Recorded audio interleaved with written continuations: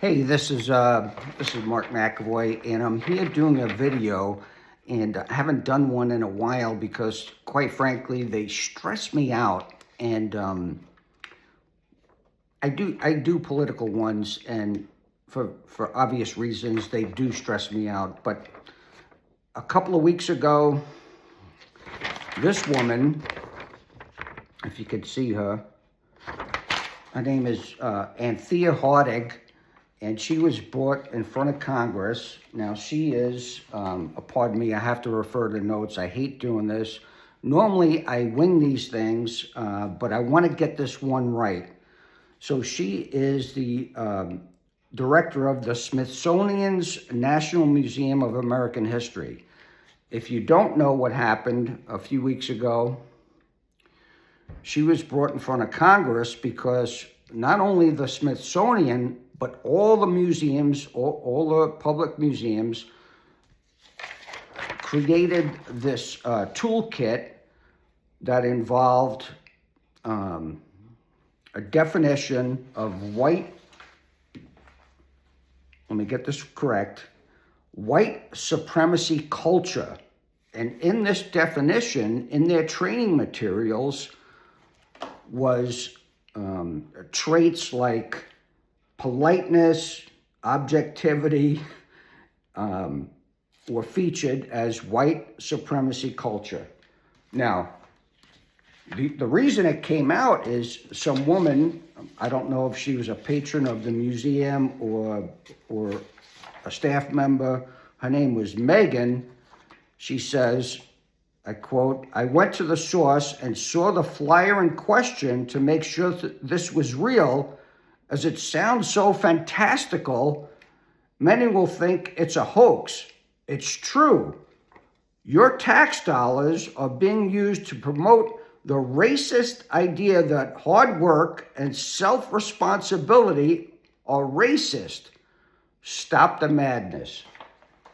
Let's forget about for a moment that our tax dollars are being used to promote this crazy idea that politeness and objectivity are being taught as white supremacy culture. And let's look at some things like this woman. I don't even know who she is, but I can look at her and just assume that she grew up in white suburbia. I don't even know what kind of oppression she had, but I could tell you that probably the only hardship she ever had was maybe her dad took away her pony when she was 12, and that was the only thing that she suffered as a child. So, they have this newfangled device called a computer these days. And on this computer, you could use this thing called the information highway, called the internet. And you can use that to search certain criteria. So in quotations, I put politeness and objectivity. And I searched some of the most famous black people in our history. And using her definition of white supremacy culture, guess who popped up?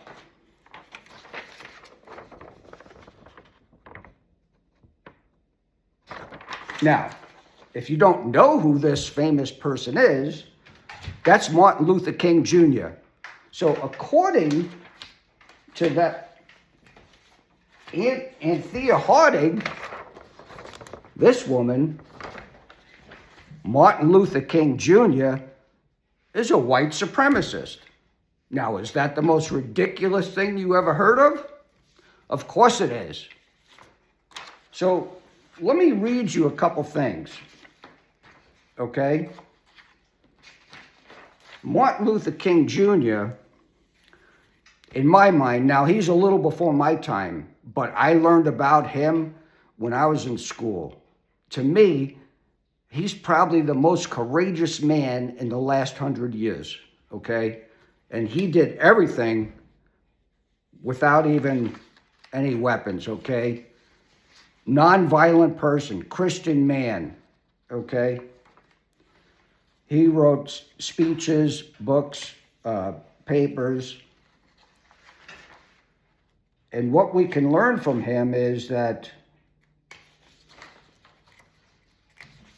he used politeness and objectivity in many of his works, okay? King often equated politeness with ethical and nonviolent treatment of others, even his adversaries. In A Knock at Midnight, loving your enemies. You can refer to this. Here, true politeness is relational and socially constructive. It demands engagement without aggression and concern of others' humanity. As far as objectivity and moral analysis, King's conception of objectivity is closely linked with rigorous moral reasoning and fairness, as his letter from Birmingham jail, 1963. I'm sure none of you would want to rest content with the superficial kind of social analysis that deals merely with effects and does not grapple with underlying causes. King critiques shallow analysis, advocating for a principled, cause-based examination of injustice rather than biased, reactionary assumptions.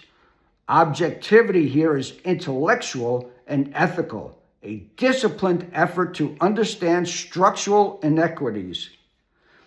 I mean, what I don't get is people like her. One more thing. King often equated politeness with the ethical and nonviolent treatment of others, even adversaries.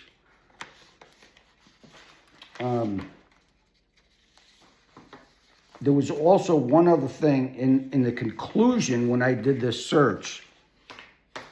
It said that King's use of positive politeness occurred 226 times in his speeches. So, to reiterate, you cannot say that politeness and objectivity is really a trait of white supremacy. When I look at a man like Martin Luther King Jr., when I was taught in school that this man was one of this country's heroes. I mean, this man won the Nobel Peace Prize. When I look at a woman like this, who is trying to,